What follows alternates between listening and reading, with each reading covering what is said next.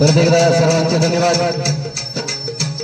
या ठिकाणी क्रांतिसिंह नाना पाटील यांचा पोवाडा सादर करण्यासाठी मला जी सूचना केलेली आहे, सूचित केलेलं आहे, त्याबद्दल मी परत एकदा धन्यवाद व्यक्त करतो आणि माझ्या या पोवाड्याला सादरीकरण करायला सुरुवात करतो।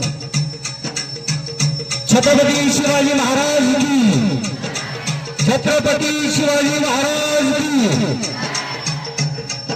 नमन माझे तेला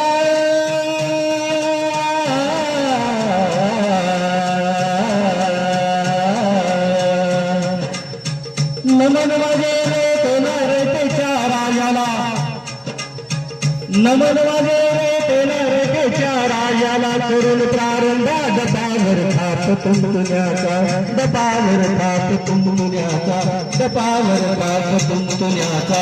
शाहीर हारते का तो प्राण, शाहीर हारते का तो प्राण, क्रांतिसिंहात गात गुणगान जी, क्रांतिसिंहात गात गुणगान जी। क्रांतिसिंह नाना पाटील वाळवा तालुका येडमच्छिद गाव या ठिकाणी या क्रांतीचा जन्म झालेला आहे आणि या क्रांतीच्या ज्वाल्याचा जन्म झाल्याच्या नंतर अवघ्या देशभर नव्हे तर जगामध्ये या माणसाचा डंका वाजलेला आहे, जगामध्ये या महान व्यक्तीचा डंका वाजलेला आहे। अशा या क्रांतिसिंह नाना पाटील या ठिकाणी सादरीकरण करत आहे। आधी नमन तर नवीराला,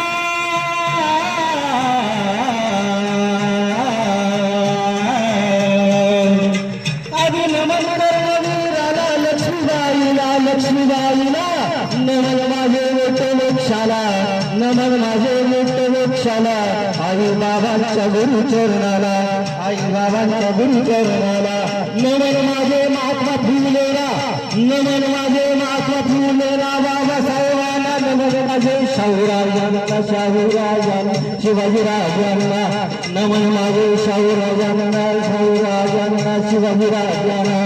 सांगली जिल्हा देवी शाळेला, सांगली जिल्हा देवी शाळेला, मुक्कामी वागणी गावाला, मुक्कामी वागणी गावाला, शाहिरान शाही कडवीला, शाहिरान शाही कडवी पूर्ण शाहिरी साजाला, शाहिरान गान गात पोडाला जी, गात पोडाला जी, शाहिरान गान गात पोडाला जी।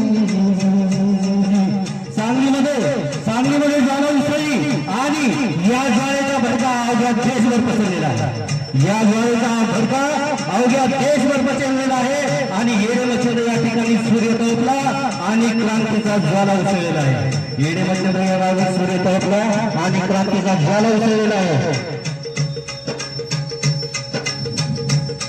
सन 1900 सालाला, सन 1900 सालाला क्रांतीचा जन्म हो झाला, क्रांतीचा जन्म हो झाला। प्रति सरकार आला जन्माला, प्रति सरकार आला जन्माला, नाना पाटील नाव त्याला जी, नाव त्याला जी।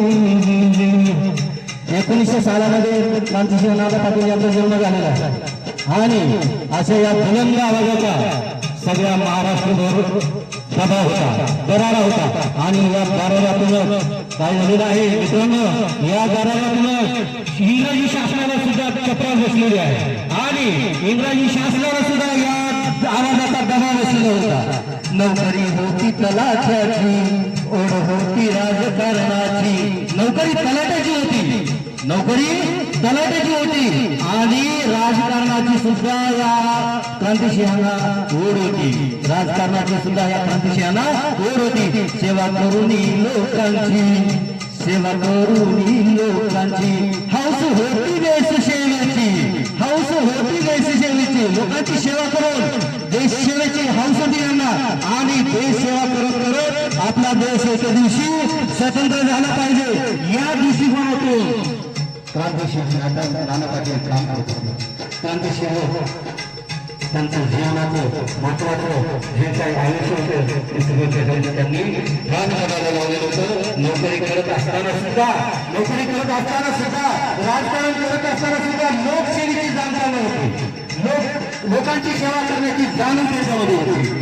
आपण आपला करून कारभार कल्पना केली प्रति सरकार, आपण आपला करून कारभार कल्पना केली प्रति सरकार, लोकांनी पार लोकसेवा केली त्याने पार, इंग्रजांना केलं बेजार, लोकसेवा केली त्याने पार, इंग्रजांना केलं बेजार, केलं बेजार, केलं बेजार. प्रति सरकारची स्थापना करून आपल्या महाराष्ट्रामध्ये सांगली जिल्ह्यामध्ये प्रति सरकारची स्थापना केली आणि अवघ्या महाराष्ट्रामध्ये या प्रति सरकारची स्थापना करून लोकांवर दबाव आणण्यात आलेला आहे.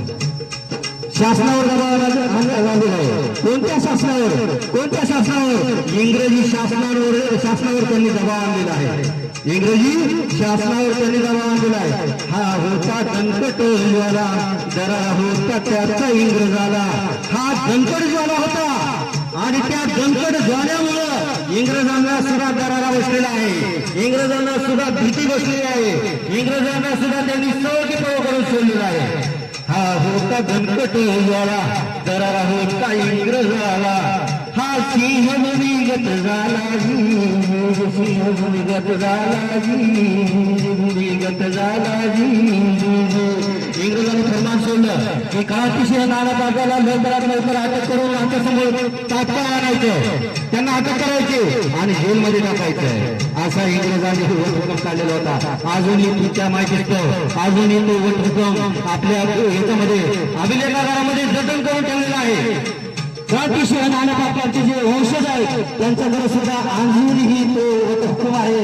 क्रांतिसिंह नाना पाटलांचे जे काही भाषण त्यांनी रेकॉर्ड केलेले होते, लिहिलेले होते, ते सुद्धा तुम्हाला पाहिजे असेल तर पाहू शकता.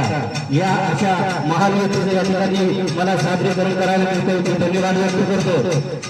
हा होता दणकट झाला, जरा होता त्याचा इंग्रजाला. हा सिंह भूमिगत झाला, भूमिगत झाला, भूमिगत झाला. बंदीसाठी बक्षीस लावले, बंदीसाठी बक्षीस लावले, जंग जंग त्यांनी पछाडले, जंग जंग त्यांनी पछाडले. क्रांतिसिंह नाही सापडले, क्रांतिसिंह नाही सापडले, गोरे सर्व गुणी मिळाले, गोरे सर्व गुणी मिळाले. क्रांतिसिंह सापडले नाही, त्यांनी जंग जंग पछाडले इंग्रजांनी, परंतु क्रांतिसिंहाचा कोठे पत्ता सापडत नव्हता, कोठे सापडत नव्हते.